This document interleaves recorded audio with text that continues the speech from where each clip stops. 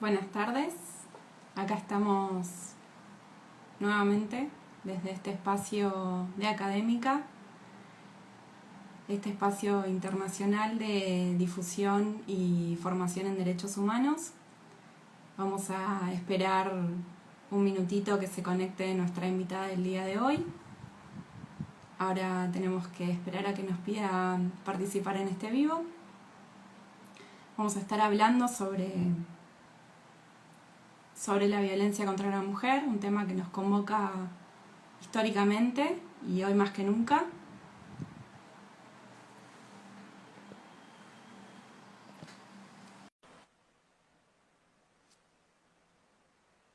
Vamos a ver si... ahí estamos. Perfecto. Hola, ¿qué tal? Buenas tardes, Carolina. ¿Cómo estás? ¿Qué tal, María? ¿Cómo estás?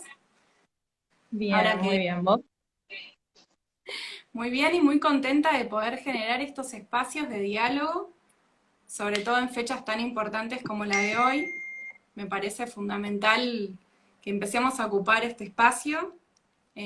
como mujeres, como líderes que somos. Así que bueno, voy a presentarte así no la hacemos tan larga la introducción. Marianela Bien. Merli es abogada egresada de la Universidad Nacional de Rosario. Cursó la especialidad en Derecho del Trabajo y la Seguridad Social, también en la UNR. Y también se especializó en enfoque de derechos y de género en políticas, programas y proyectos en la Comisión Interamericana de Mujeres y asistió a la especialización en utilización del Sistema Interamericano de Derechos Humanos dictada por el Instituto Interamericano de Derechos Humanos de Costa Rica. También es miembro de la Cátedra de Derecho Internacional de los Derechos Humanos de la Facultad de Derecho de la Universidad Nacional de Rosario y asesora técnica y miembro del equipo encargado de litigio internacional de la Secretaría de Derechos Humanos de Santa Fe. Ahora sí, con esta presentación, Marianela, te doy la palabra. Bien, bueno, ante todo, buenas tardes a vos, buenas tardes a quienes se encuentran presenciando este vivo y a los que se irán uniendo a lo largo de esta jornada. Bueno, como vos decías, es muy interesante reflexionar sobre esta temática en un día tan importante como hoy, que es el 8 de marzo, en donde de alguna manera se ha transformado a lo largo de los años y sobre todo en los últimos años, es un día de lucha de las mujeres precisamente por nuestros derechos, para visibilizar esta lucha que llevamos adelante todos los días a lo largo y a lo ancho del planeta. En este caso, bueno, la propuesta tiene que ver con abordar lo que es la violencia hacia la mujer o la violencia de género, que es una problemática que, digamos, es muy profunda y de alguna manera muy difícil de abarcar en un espacio tan reducido, pero bueno, vamos a intentar dar algunos lineamientos para poder contar y visibilizar algunas cuestiones más latentes. Asistimos todos los días a, digamos, por los medios de televisión o de comunicación, nos llegan que muere una mujer prácticamente por día. Esta es una de las manifestaciones más extremas y más graves de lo que es la violencia hacia las mujeres, pero, digamos, si bien es la más espectacularizada y la más grave y terminal, digamos, es el eslabón final de una cadena de microviolencias que están naturalizadas, rutinizadas y muchas veces invisibilizadas en lo que son nuestras realidades cotidianas. Y que ninguna de nosotras está exenta de sufrir y creo que ninguna de nosotras no las ha sufrido o no las sufre de manera diaria, en mayor o menor medida. De esta manera, digamos, de alguna manera, y por eso es la importancia de este día, es con por qué el movimiento de mujeres ha no solo luchado por, y continúa luchando por, digamos, por conseguir los derechos, sino a la vez para también de alguna manera visibilizar y también conceptualizar todo este bagaje, digamos, académico que de alguna manera hoy en día nos permite nominar esto que vamos a estar abordando hoy, digamos, que si bien viene de una praxis profunda, de un padecimiento cotidiano de nuestra vida, necesita nominar porque de alguna manera en nuestra vida cotidiana estaba invisibilizada, estaba innominado y sabemos que aquello que no podemos nombrar de alguna manera no existe o pasa desapercibido. De alguna manera ha sido posible, digamos. Sí, uy, perdón que no se me corta.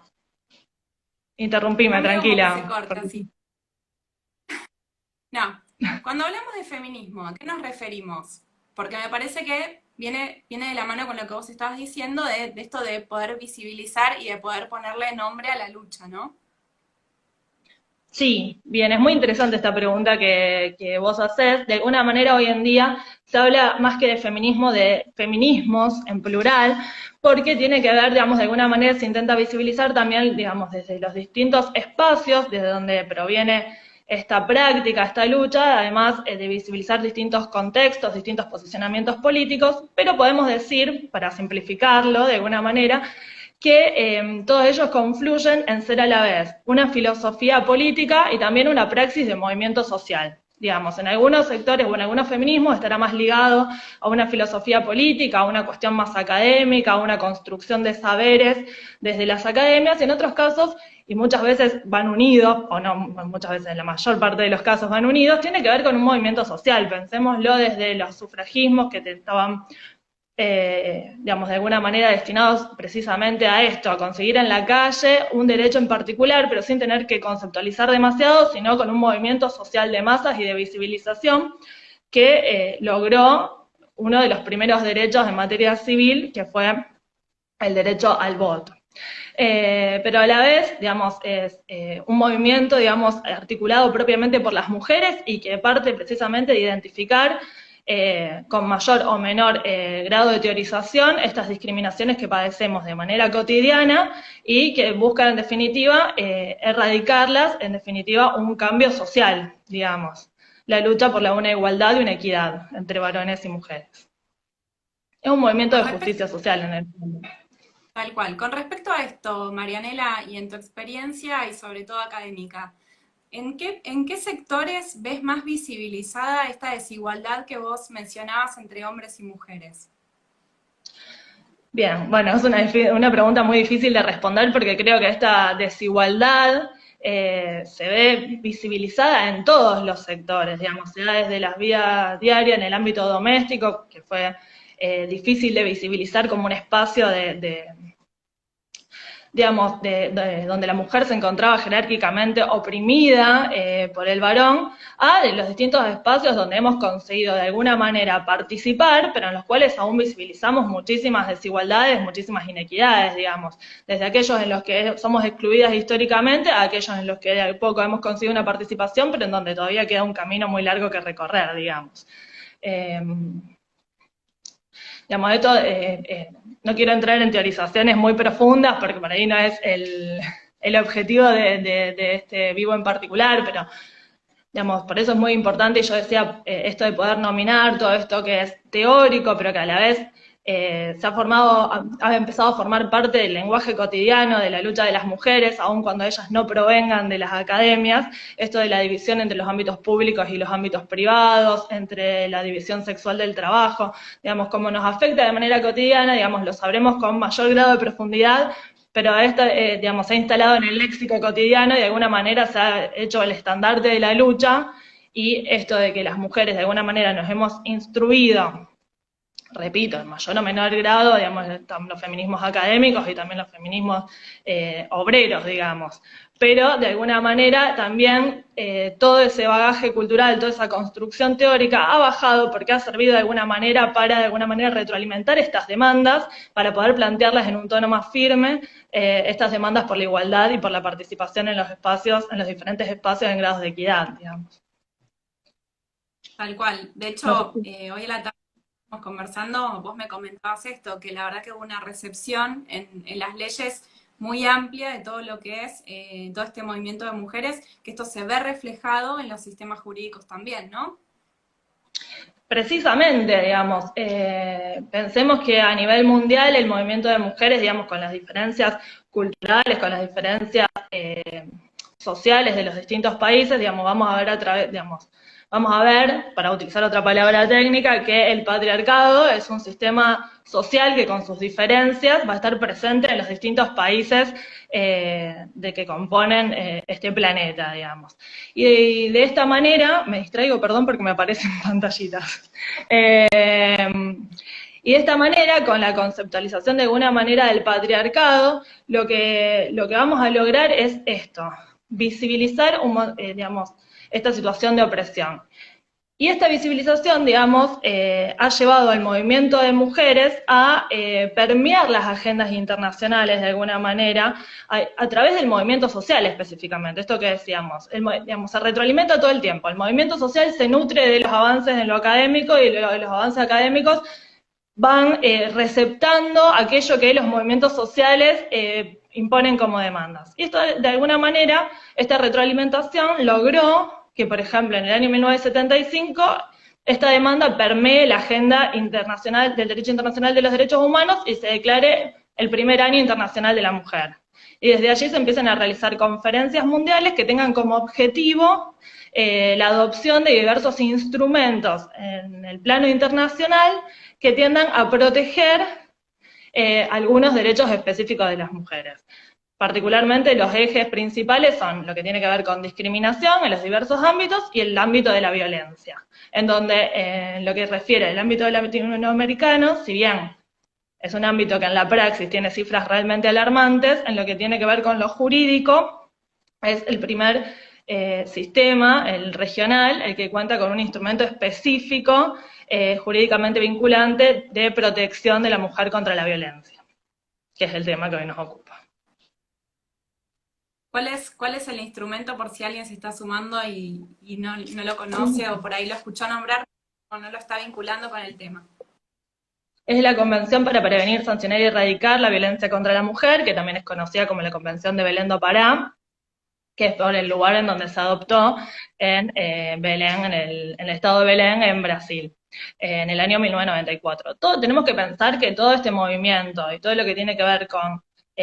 desde la conceptualización a esto que hablábamos de permear las agendas tanto del derecho internacional y luego de las distintas agendas del derecho, de los distintos derechos nacionales, es reciente, digamos. Si bien el feminismo o los feminismos es un movimiento que podemos hablar que como movimiento articulado tiene por lo menos 3 siglos de historia, lo cierto es que recién desde mediados del siglo XX podemos ver avances en lo que refiere a lo normativo. Ahí se me corta. Con respecto a la convención, ¿no? Y con respecto al tema que nos convoca hoy, el que es la violencia contra la mujer. ¿Cómo vemos impactada esta violencia? ¿Cómo la recepta la Convención de Belén? ¿Qué tipos de violencia establece o visibiliza la Convención? Bien, bueno, como decíamos, esta convención es muy importante por ser la primera que es jurídicamente vinculante a nivel mundial. Si bien existe una declaración en lo que refiere en el ámbito universal, digamos, en el ámbito regional contamos con esta convención que es jurídicamente vinculante y que tiene un artículo, que es su artículo 3º, que hace una declaración que es sumamente importante. Declara el derecho de las mujeres a vivir una vida libre de violencia. Esta convención, además, se nota que es una convención relativamente reciente porque recepta un montón de estas construcciones teóricas. Va a hablar de género, ella no va a hablar solo de mujer, digamos, va a receptar esto y va a receptar también la protección de la mujer en el ámbito privado. Es decir, que va a establecer distintos tipos de violencia, va a hablar de la violencia física, sexual o psicológica, y también va a hablar de distintos sujetos activos de esa violencia que van desde cualquier persona que conviva o haya convivido con la persona que forma parte del círculo doméstico o familiar, a cualquier persona de la sociedad. Y por supuesto va a establecer la responsabilidad del Estado por la acción o inacción, dependiendo de los casos, por supuesto, ¿no? También va a considerar como parte de... Sí. Cuando hablamos de que el Estado es responsable, y esto me parece súper importante porque en todos los medios siempre se dice que el Estado es responsable, pero ¿por qué es responsable el Estado? Para que los que por ahí no manejan mucho temas jurídicos puedan entender cuál es esa responsabilidad del Estado y por qué el Estado es responsable. Bueno, en definitiva, el Estado es garante de que, digamos, de que se respeten los derechos y de las mujeres en general. En esta convención en particular, vamos a encontrar que en su artículo 7, digamos, del artículo 7 al 9, establece una serie de obligaciones al Estado, y entre ellas tiene, por ejemplo, la obligación de prevenir, sancionar, digamos, investigar y sancionar los actos de violencia que se cometan contra las mujeres. Cuando el Estado no cumple en su faz tanto preventiva como luego en su faz de investigación y sanción, bueno, ahí va a surgir una responsabilidad del Estado. No porque el Estado sea quien ejerza la violencia de manera particular a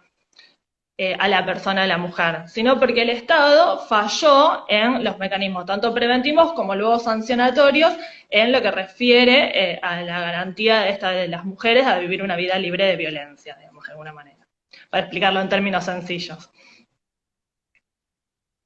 Buenísimo. Y cuando vos decías que hay tres tipos de violencia principalmente, la psicológica, la física y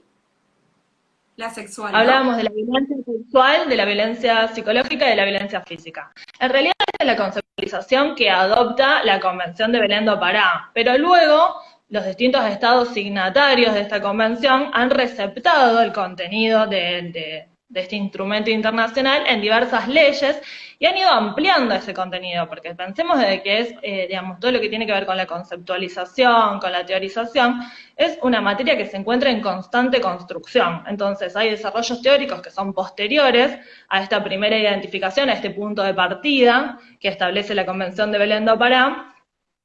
y se han agregado y se han tipificado otros tipos de violencia. Y esto es otra vez un piso, digamos, de aquí en más van a seguir tipificándose, describiéndose con mayor precisión distintos tipos de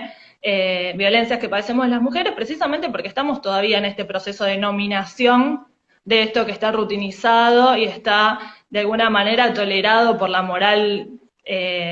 reinante en nuestras sociedades, vamos a decirlo así. Es por eso que, en primer lugar, hablábamos de la violencia física. La violencia física es la más evidente, vamos a decirlo, es aquella que se da, digamos, en su faz más grave, termina siendo un femicidio, un homicidio, pero que, digamos, es aquella que se ejerce sobre el cuerpo de las mujeres o con la amenaza de ese ejercicio de esa fuerza sobre el cuerpo de las mujeres. La violencia sexual se relaciona con la violencia física, vamos a decirlo de esta manera, y que tiene que ver con, de alguna manera, vamos a decirlo de manera sencilla, intervenir forzadamente en la libre decisión de las mujeres respecto a su vida sexual. Y la violencia psicológica es una violencia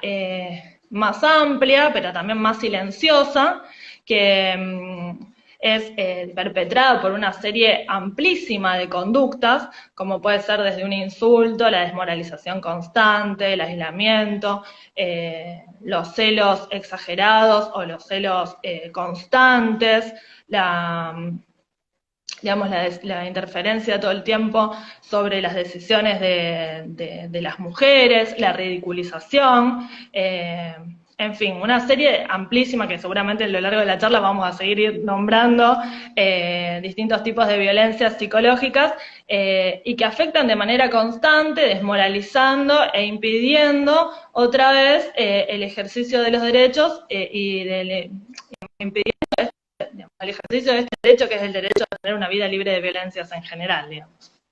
Se me corta todo el tiempo, perdón. ¿Se escucha bien? Sí, se va cortando, pero igual, al menos de este lado se entiende. Me gustaría también aprovechar, veo que se está conectando bastante gente para decirles que bueno, que lo que le quieran preguntar a Marianela, o lo que quieran preguntar, o lo que quieran traer al debate, que lo pueden hacer, así que siéntanse libres de los comentarios, ir diciéndonos si quieren que hablemos de algún tema en particular. La verdad que la idea de estos espacios es, como decíamos antes, que bueno, que sumen a la formación de todas las personas que quieran participar de la lucha por los derechos humanos, pero también, bueno,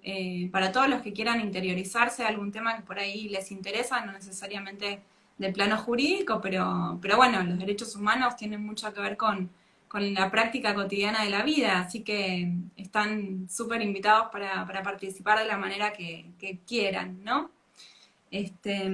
Bueno, dicho esto, me parece súper interesante lo que estabas diciendo, Marianela, de cómo vamos identificando la violencia antes de llegar a la violencia física, ¿no? Que hay como varios indicadores que suceden antes y que es importante tenerlos presentes para saber, para al menos tener una alarma de decir, bueno, estas cosas son importantes y no las podemos dejar pasar, ¿no? En ese Sí. sentido, que me gustaría que des un poco más de ejemplos para que la gente que está mirando también le sea por ahí más fácil identificar. Por ahí no te está pasando a vos, pero le está pasando a una amiga, a una compañera de trabajo, o estás viendo que hay situaciones que salen de lo habitual, o que están, como vos decías, también naturalizadas y hay que empezar a desnaturalizarlas, ¿no? Exactamente. Bueno, hablábamos recién de lo que es la violencia psicológica, que es una violencia, digamos, es un paso previo pero rutinizado a la violencia física, sin dudas. También me interesaría recalcar de que existen, digamos, así como decíamos, que estos tres tipos de violencia eran los que de alguna manera sentaban el puntapié inicial y eran descriptos por la Convención de Belén do Pará. Vamos a encontrar que en la Ley de Protección Integral Nacional vamos a encontrar muchísimas más formas, modos y lugares de comisión de violencia. Y en este caso también se habla, por ejemplo, de la violencia patrimonial o violencia económica. La violencia patrimonial o económica, para decirlo en términos sencillos, tiene que ver con o desde decidir que dentro de una pareja la mujer no debe trabajar, a controlarle los ingresos que produzca si ella trabaja, o en el caso de que decidir que ella no trabaje, privarla de los recursos para sus necesidades básicas cotidianas, digamos, estar todo el tiempo controlando en qué se gasta, cómo se gasta, pero no en un control normal de gasto, sino de un control, digamos, de un aislamiento de la mujer, producido de alguna manera mediante este control económico. Esto se ve de manera muy frecuente, también se conceptualiza lo que es la violencia vicaria, es decir, la violencia que se ejerce muchas veces, y esto se ve mucho en lo que son las separaciones, cuando se ejerce una violencia, ya sea psicológica o física, sobre los hijos, para ejercer una violencia sobre la madre. Esto es una conceptualización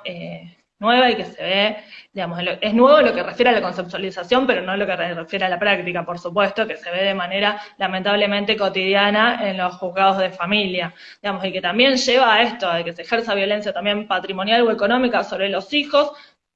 porque no se quiere que ese dinero de alguna manera lo administre la mujer, sin darse cuenta de que, en definitiva, también se está perjudicando a los propios hijos o hijas. También hay diferentes tipos de violencia que, digamos, de alguna manera se producen socialmente, pero que llevan a que esté normalizada la violencia dentro del ámbito de la pareja. Por ejemplo, hablamos de la violencia simbólica y que tiene que ver precisamente con toda la construcción social, digamos, patriarcal, destinada a su reproducción y que va desde esto que decíamos, desde el lenguaje, desde no nominar determinadas prácticas, a la construcción del derecho de una determinada manera androcentrista, vamos a llamar, si querés después podemos profundizar sobre este concepto, desde la religión, las artes, las ciencias de todo tipo, se van generando saberes de una manera androcéntricos que terminan generando una violencia simbólica sobre las mujeres. También hablamos de una violencia mediática, ¿por qué? Porque se reproducen estos estereotipos, estas diferencias, estas discriminaciones por los distintos medios de comunicación. O también se produce esta violencia mediática cuando se cosifica a las mujeres, se las utiliza como un instrumento de sexualización, que también tiene que ver con una reproducción de estereotipos, digamos, y de los lugares en donde tradicionalmente se ha colocado a las mujeres, pero que también de alguna manera termina interactuando con lo que es la violencia sexual. Tal También, cual, sí. parte de considerar como objeto, ¿no? Como objeto de, para vender, como objeto de determinadas cuestiones que están siempre vinculadas a la mujer y nunca a los hombres, ¿no? Por supuesto, digamos, y bueno, precisamente, porque, digamos, tiene que ver, digamos, en definitiva, con este rol social que se le ha atribuido históricamente a las mujeres, que tiene que ver con estar a disposición desde el tiempo y desde el cuerpo a las necesidades de los varones. Y digamos, y pese a todo lo que hemos avanzado, hoy en día vemos que esos estereotipos se siguen reproduciendo en programas de televisión diarios que supuestamente son de entretenimiento, y los cuales también muchas veces consumimos las propias mujeres, porque digamos somos parte de esta sociedad, somos socializadas en esta sociedad y también estamos en este proceso de identificación de estas violencias que llamamos naturalizadas o rutinizadas y cotidianas también. Habíamos planteado como tema de esta charla también formas de prevenir, ¿no? Herramientas para prevenir o identificar. Identificar ya vimos, y cómo prevenimos, cómo se te ocurre, digo, pensemos juntos, juntas y construyamos también esto desde acá, desde este espacio, cómo podemos prevenir estas situaciones, ¿no? ¿Desde qué lugar me parece una de las que se me ocurre como primera y es desde el lenguaje, ¿sí? Desde los chistes, desde que eso se ve un montón, como que se asocia a la mujer con cosas, con animales, la verdad que bueno, vos siendo mujer seguramente estás súper, que lo vivimos desde nuestra experiencia, claro, desde la realidad de la vivencia de ser mujeres. Pero bueno, ¿cómo prevenimos? Porque una cosa es estar atentas y tener tanto conocimiento por ahí que nosotras tenemos desde el estudio, pero la mujer que no se dedicó a estudiar este tema, ¿cómo puede hacer para identificar fácilmente estas situaciones o estas pautas de alerta que tiene que empezar a poner la atención ahí? Bueno, yo creo firmemente, y creo que en esto vas a coincidir conmigo, que una herramienta fundamental consiste en la educación. La educación, y no hablo solo de las educaciones a través de las instancias formales, sino también, digamos, empezar a concientizar desde chicos, bajar otra mirada, digamos, desde concientizar a los propios, o las y los propios educadores, acerca de todo esto que estamos conversando hoy para que, digamos, en las futuras generaciones esto otra vez no tenga que ver con una deconstrucción, sino que tenga que ver con una práctica diaria de identificación de esto que ahora estamos tratando de identificar, digamos, aquellos y aquellas que hemos sufrido una educación diferente. Esto creo que de alguna manera también resuena en los hogares, en padres y madres, y creo que también la educación en lo que refiere a los distintos y las distintas operadoras, desde los medios de comunicación a lo de los distintos integrantes de las distintas instituciones del Estado, también es fundamental, porque de alguna manera el mensaje que llega es otro, las leyes se generan de otra manera, la justicia se aplica de otra forma, cuando esta educación se da, digamos. Ahora necesariamente la educación me parece que es la herramienta transformadora para, de alguna manera, lograr ese cambio cultural que venimos nombrando, porque precisamente el machismo, la violencia, es parte de nuestra práctica cultural, digamos, se está tratando de erradicar, se trata de visibilizar, pero es parte de nuestra práctica cultural, digamos. Queremos un cambio social, creo que la educación es la herramienta fundamental para la prevención, no tengo dudas. Luego es esto, hablarlo con... Y sobre todo no Sí. dejar pasar. Estoy viendo que se conectó una amiga mía que vino a casa una vez y tuvimos una situación que por ahí no era una situación súper llamativa o una situación de violencia, sino que a partir de un chiste, mi amiga me dice, bueno, pero no puedes dejar pasar estas cosas. Y uno a veces no tiene esa mirada tan profunda o esa mirada tan entrenada, y sobre todo cuando no, cuando no puedes filtrar por la, digamos, la emoción o el vínculo que tenés con esa persona de la cual viene, ¿no? Entonces me parece súper importante también esto de no dejar pasar el chiste, no dejar de pasar las comparaciones, desde el lenguaje, desde lo corporal, desde la risa. Todo tiene como una connotación, ¿no? Lo que venimos hablando, que está como muy naturalizado, y me parece que una de las prácticas que sí tenemos que hacer y es la mirada profunda y la mirada con filtro, de bueno, pero ¿qué hay detrás de esta situación? ¿Qué hay detrás de este chiste? ¿Qué hay detrás de esta miradita o esta risita, no? Sí, yo creo que coincido totalmente y creo por eso profundamente en la herramienta transformadora de la educación, porque digo, una vez que uno empieza a permearse de distintos saberes, de distintas cuestiones, digamos, esto de que tu amiga una vez te dijo, bueno, es parte de algo, de un saber que se te incorporó y que de alguna manera va generando esto que se llama las gafas o los lentes color violeta, que ya no te permiten ver la situación como la veías antes. Esto no me queda duda, digamos, como que una vez que identificás, empezás a identificar cada vez más situaciones, y es por eso que también, digamos, esto que decíamos al inicio, de que los feminismos eran una filosofía política y una praxis social. Bueno, esta praxis social de identificación luego es lo que lleva a teorizar, y muchas veces esas teorizaciones llevan a ver. Bueno, se retroalimenta todo el tiempo. Digamos, por eso cuando hablo de la educación, no hablo de una educación académica profunda, no hablo, digamos, hablo de generar espacios de intercambio de saberes, de intercambio de prácticas, de todo tipo, en los barrios, en el trabajo, digamos. Obviamente en las instituciones formales es el deseo y también la obligación del Estado llevarla adelante, no hay duda. Pero, digo, para todos aquellos que ya han atravesado esa institución, digamos, esa educación formal, existen otros espacios donde incorporar saberes y que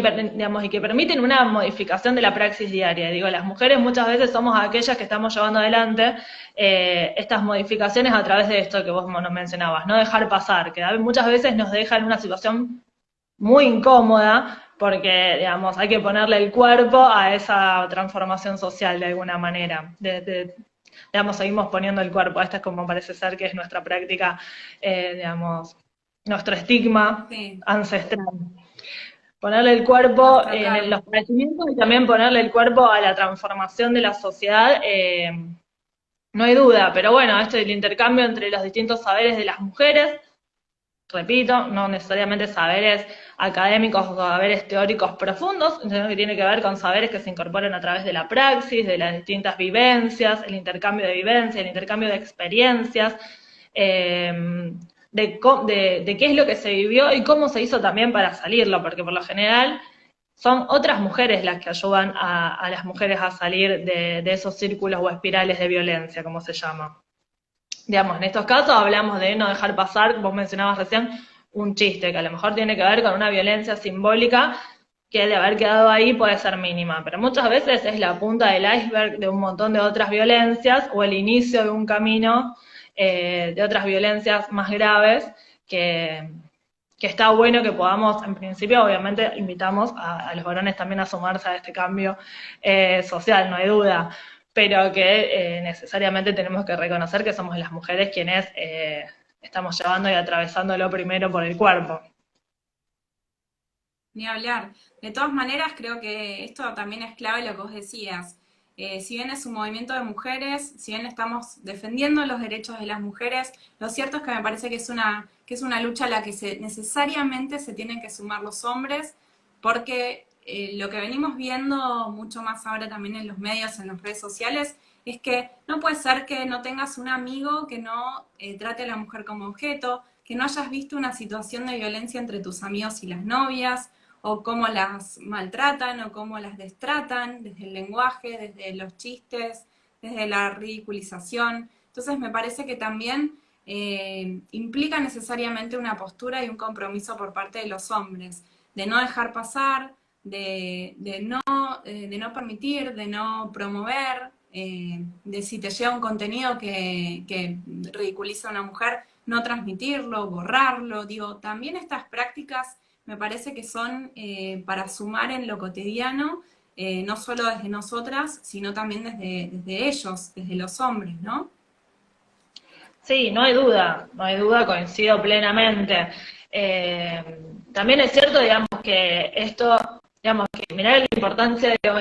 lo mediático, de los medios de comunicación, que permiten de alguna manera interpelar, y muy rudimentariamente, porque estamos dando los primeros pasos, a aquellos varones que a lo mejor están con algunas dudas, más permeables, vamos a llamarlo, a sumarse a esta transformación. Porque lo cierto es que también, ¿qué sucede? Digamos, hay diversas autoras que hablan de lo que es una cofradía de varones, que parece que fueran varones organizados, pero no, que tiene que ver con una práctica histórica de varones aislados, pero que tienen un posicionamiento social que los ubica de manera privilegiada, y que es difícil también renunciar a esos privilegios, digamos, necesariamente interpelarse, repreguntarse, implica perder privilegios, digamos, pero bueno, ahí surge la pregunta, si queremos vivir en una sociedad más justa, y si ellos también quieren vivir en una sociedad más justa, porque digamos, vamos a decir así, que el machismo, el patriarcado también los afecta, les impone mandatos que muchas veces les afectan, bueno, si quieren vivir en una sociedad más justa, si les parece que vale la pena interpelarse y sumarse y poner el cuerpo también, como vos decías, no viralizando, frenando, señalando, no haciendo silencios, porque muchas veces esos silencios son cómplices de un actuar que, como vos señalabas, está mal, digamos, es una práctica que es violenta desde cualquiera de estas formas que mencionábamos hacia alguna mujer.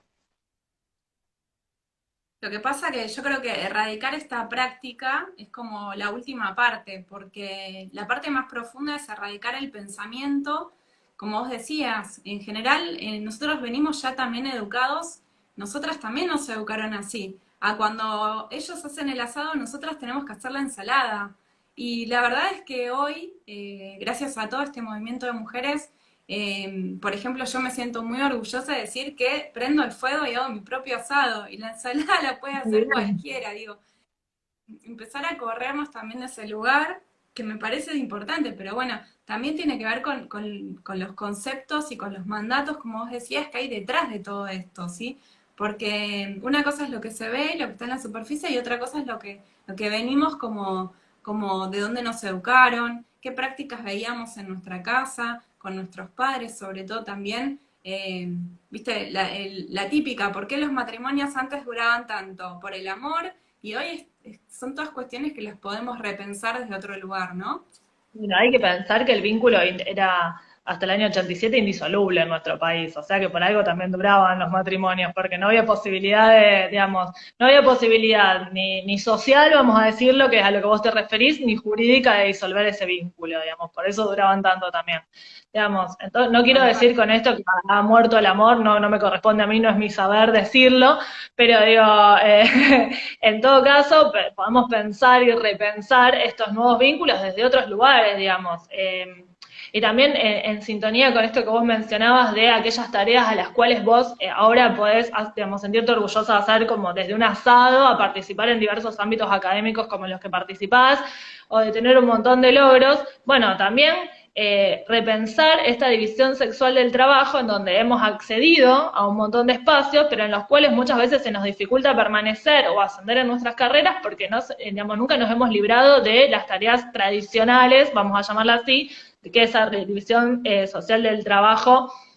o sexual del trabajo nos ha impuesto, que fundamentalmente tiene que ver con las tareas de cuidado. Y, digamos, y todo se retroalimenta, sigo insistiendo, con estas prácticas simbólicas, digamos, que estuvieron destinadas a construir esta familia, como con este vínculo que vos mencionabas, familia monogámica, heterosexual, por supuesto, porque estaba destinada a la procreación, y donde se disponían específicamente cuáles eran las tareas a llevar adelante por cada uno de los participantes, y donde hubo una construcción que iba desde la literatura por todos los tipos de las artes, a hablar de lo normativo a reproducirlo, que tenía que ver con esta construcción del amor romántico, con esta mujer abnegada, que solo tenía tiempo y espacio para dedicarse a su familia y a sus hijos, esta dependencia económica exclusiva de la mujer a este salario de este varón, que era el salario, el sustento de la familia. Y así como hemos podido deconstruir esto de que no necesitamos muchas veces de un varón que nos sustente, porque hemos podido acceder al ámbito del trabajo, bueno, ¿cómo hacemos para compatibilizar estas tareas con las otras? Porque si no parece que esta carga digamos, es cada vez más pesada, digamos. Sí, accedemos a un espacio, pero bueno, ¿qué pasa con la división de las otras tareas? Hay muchas Claro, porque cosas para pensar. tenemos que hacer todo afuera, es como que no nos dan los tiempos, las horas del día, no, como mujeres no nos da. Y eso también genera una desventaja a la hora de, como vos decías, de poder ascender, de poder llegar a cargos de mayor jerarquía, sobre todo en las carreras profesionalizadas, ¿no? Sí, por supuesto, digamos, eso también se encuentra teorizado en lo que es el famoso techo de cristal y esta imposibilidad, digamos, Ni hablar de que para acceder a determinados mercados se nos exigen de antemano muchísimo más cualidades que a los varones, porque existe un preconcepto de que las mujeres no debiéramos estar ocupando estos espacios. Pero supongamos que accedimos a esos espacios porque en esa entidad en particular estos prejuicios no operaban, cosa que es muy difícil porque somos todos seres culturales y socializados bajo estas reglas de juego, vamos a decirlo. Bueno, una vez que nos insertamos, Sí. digamos, muchas veces ascender en la carrera requiere que uno tenga una disponibilidad horaria amplia, requiere poder a lo mejor viajar, a lo mejor realizar un montón de tareas que por ahí resultan, no por ahí, que en muchísimas ocasiones resultan incompatibles con llevar adelante las cargas de las tareas de cuidado de la manera en que tradicionalmente se han dispuesto. Y eso hace que muchas veces las mujeres tengamos que realizar trabajos part-time, lo que nos excluye muchas veces de estos ascensos o nos excluye de posiciones mejor remuneradas y por eso se habla de esta, digamos, existe una brecha en cuanto a lo que referimos, digamos, mismo salario por igual tarea, que eso se ve afectado por lo general en estudios, surge que digamos que esto se ve de manera dispar en los diversos espacios de trabajo, pero a la vez existe otra brecha que tiene que ver con esto, con poder que las mujeres podamos realizar determinadas tareas y poder acceder a esos puestos mejor remunerados, y que no tiene que ver con falta de capacidad o de capacitación también para el acceso a esos espacios, digamos. Vos lo sabés más que nadie, sos docente universitaria, sabés que la mayor parte de las aulas están integradas por mujeres, que existe una tasa de graduación mucho más alta de mujeres que de varones. Sin embargo, aún hoy seguimos viendo que en la mayor parte de las empresas o en la mayor parte de los espacios, tanto públicos como privados, siguen estando al frente los varones de todos los espacios. Cuando se vamos a hablar en lo que refiere a capacitación técnica, estaríamos mayor cualificadas las mujeres en este caso. Ni hablar, aparte, como vos decís, en el ámbito académico se nota mucho más. Somos muchas más docentes, pero el titular de cátedra siempre es un hombre. Eso es súper notorio, creo que en casi todas las universidades de las que formamos parte vos, yo, y que también participamos en eventos.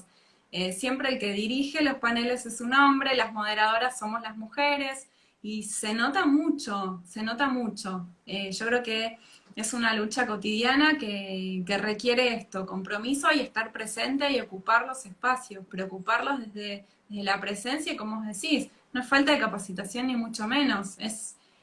una lucha cotidiana por ganar estos espacios que no nos son dados naturalmente, digo, ¿no? Es como que todo el tiempo estamos teniendo que conseguir algo que debería ser igual para cualquier género, ¿no? Como decías vos, que no es una cuestión de género femenino ni masculino, sino de cualquier género. De hecho, Claro, cualquier me persona que parece tenga la calificación para ocupar el espacio, digamos. tal cual, se ve muchísimo más, o sea, está muy visibilizado con respecto a las mujeres, pero muchísimo más con otras identidades de género, ¿no? Que tienen que tener hasta un cupo mínimo para poder acceder ni siquiera a cargos jerárquicos, simplemente a espacios laborales. Es una locura estar Exactamente. pensando en esto hoy en día, ¿no? Exactamente. Exactamente, bueno, hoy en día, digamos, hoy el tema que nos convocaba, bueno, hablábamos de la mujer como sujeto político, pero por supuesto que cuando hablamos de otras identidades de género, otras orientaciones sexuales, esto, digamos, de alguna manera se ve multiplicado, porque estamos hablando de que dentro de lo que era el orden cultural preestablecido, estas personas van a pasar a representar aquello que debe ser excluido del todo, digamos, y de aquello que estaba, digamos, y siempre mencionamos lo mismo, todo el orden simbólico estaba construido para señalar aquello como extraño y como expulsado. Entonces, generar la inserción en los diversos espacios, bueno, es dificultoso, todo conspira a la expulsión de las mujeres, ni hablar de todo aquello que sea considerado como ajeno a la heteronormatividad, vamos a llamarlo de esta forma. Sí, Eh, aparte, como vos decías,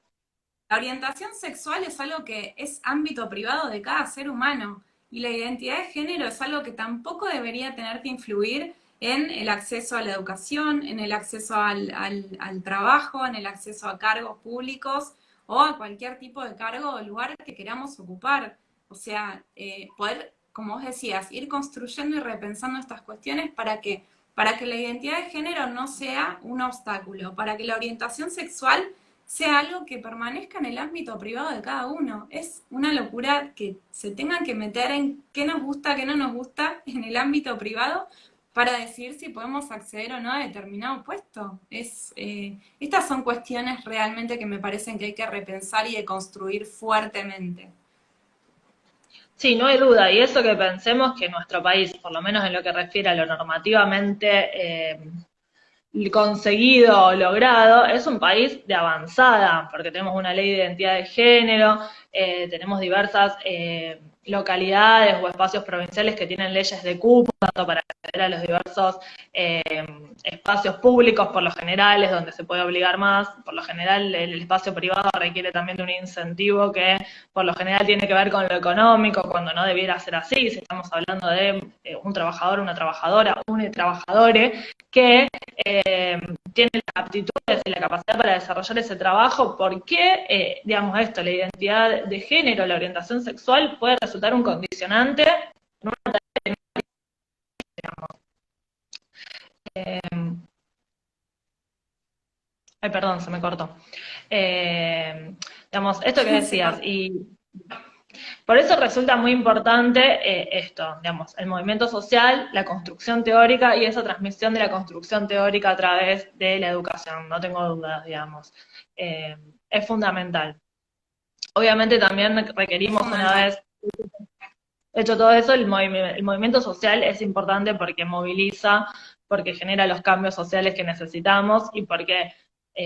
lo vemos de manera diaria, que las grandes conquistas, los grandes cambios sociales se dieron a través de las movilizaciones sociales. Nadie ha regalado nada.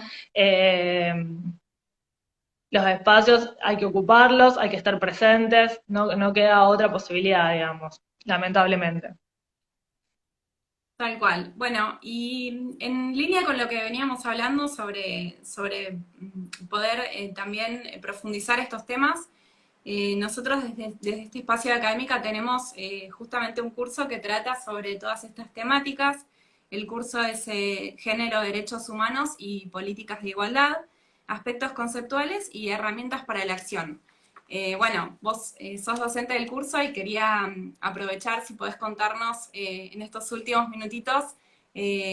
por qué es tan importante que todo lo que venimos hablando ahora digamos, se traspole en políticas públicas. Que nos adelantes un poquito de los temas que se ven en el curso para aquellos que realmente estén vinculados a lo jurídico y que quieran profundizar con un nivel de educación superior en estos temas, que sepan más o menos de qué trata el curso. Bien, bueno, el curso, como vos mencionabas, es Género, Derechos Humanos y Políticas de Igualdad, y habla de esto, de los aspectos conceptuales y las herramientas para la acción. ¿Por qué? Porque, digamos, el primer módulo vamos a estar destinándolos a preguntarnos qué son los derechos humanos, vamos a repensar o reflexionar de manera crítica a los derechos humanos como una construcción histórica y social, digamos, no es como, digamos, en consonancia con esto que venimos diciendo, no es una aparición mágica, digamos, son derechos que surgen luego de diversas luchas, y vamos a estar historizando brevemente sobre esto, para luego pasar a posicionarnos o analizar la aparición de la mujer como sujeto político. Para esto vamos a estar repasando en el módulo 1 diversos conceptos que fuimos mencionando recién, pero que es importante manejar para hacer una lectura más, si se quiere, profunda o académica de la temática, como es el concepto de género, la perspectiva de género, la división entre el espacio público y privado, la división sexual del trabajo, androcentrismo y demás, para que eso todo nos resulte unas herramientas básicas para manejar lo que viene luego, que son, vamos a estar analizando lo que tiene que ver con la protección internacional de los derechos de las mujeres, tanto en el ámbito universal como regional, y vamos a ver cómo esta protección luego permea los derechos nacionales y cuál es precisamente, digamos, o específicamente la protección que contamos en Argentina en estas temáticas. Vamos a estar recorriendo también lo que son los fallos de la Corte Interamericana de Derechos Humanos, de la Comisión Interamericana de Derechos Humanos, cómo ha permeado la perspectiva de género, cómo no la tenían originariamente y cómo en estos organismos dedicados a la defensa de los derechos humanos también ha permeado esto, visualizando que también es un trabajo, una construcción diaria que se hace incluso en organismos especializados en temáticas tan importantes como los derechos humanos. Y finalmente vamos a hablar de esto que mencionabas vos, en el último módulo vamos a hablar de políticas públicas o la necesidad de generar políticas públicas para aplicar, digamos, porque muchas veces sucede esto que estamos viendo, que desde lo normativo existen numerosos avances, que contamos con un montón de herramientas, pero que si no se elaboran, no se desarrollan políticas públicas destinadas a conseguir su aplicación, todo esto cae en saco roto, para decirlo de manera vulgar. Y de esta manera vamos a estar viendo qué es lo que falta, qué políticas públicas. Obviamente no vamos a estar diseñando las políticas públicas, pero vamos a estar señalando en qué ámbitos, por ejemplo, se requieren políticas públicas de equidad, en lo que refiere a acceso a la justicia no tenemos dudas, en el ámbito del trabajo, como mencionábamos recientemente, en el ámbito del acceso a los distintos puestos políticos, en el ámbito educativo. Vamos a estar recorriendo cuál es la normativa y cuáles son las políticas públicas existentes, cuáles son las políticas públicas que aún, digamos, o los puntos que las políticas públicas deberían tocar o desarrollar para conseguir su aplicación. Es muy interesante porque vamos a hablar primeramente en ese módulo de qué se trata una política pública, de qué es el enfoque de derechos y el enfoque de género en una política pública, para luego desmenuzar en los distintos ámbitos, que por supuesto no abarca la totalidad de los ámbitos en donde se podrían desarrollar políticas públicas, pero sí se desarrollan bastantes ámbitos, y lo cierto es que es un material muy interesante. Y que además me parece que para quienes les interesa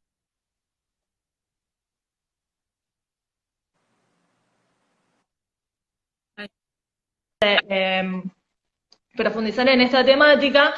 al ser un curso con una modalidad totalmente on demand, permite, digamos, desde manejarse uno mismo con los horarios y con los tiempos, y tener, por supuesto, de todas formas, un contacto, poder contar con la posibilidad de tener un contacto de todas maneras con los y las docentes del curso, y además porque cuenta con un material principal, vamos a decir, en cada uno de los módulos, que acerca una especie de resumen, vamos a llamarlo, de lo desarrollado en la totalidad del módulo, que con la lectura de ese resumen podemos tener un acercamiento a la totalidad de la temática, pero a la vez digamos, y que también de alguna manera nos permite, digamos, introducirnos a las temáticas que son tomadas por los artículos de libros a libros completos que les acercamos para que puedan profundizar en la medida en que tengan el interés y el tiempo de hacerlo, pero que con el material principal van a lograr introducirse y profundizar en estas temáticas que les venimos mencionando. No sé Bueno, si... Marianela, quedó súper claro, la verdad. Compilaste todo muy rápidamente en estos últimos minutitos que nos quedan. Así que bueno, agradecerte inmensamente que hayas estado acá, que nos hayas acercado todos estos temas, aunque muy brevemente, pero bueno, creo que la temática siempre es mucho más rica para poder desarrollar. Creo que de cada tema podríamos haber hablado un montón. Pero bueno, este espacio tiene esto, es un diálogo, es una primera aproximación por ahí a la temática. Así que bueno, agradecerte nuevamente tu presencia, la predisposición, la buena onda, y bueno, esperamos poder tenerte nuevamente acá en estos vivos. Agradecido soy yo por la invitación y a disposición para cuando quieras. Hasta luego, Bueno, nos vemos. te mando un beso enorme a todos y todas los que estuvieron acá presentes, que no se animaron a hacer preguntas, pero bueno, esperemos que la próxima estén más predispuestos a preguntarnos. Saludos y buena semana para todos.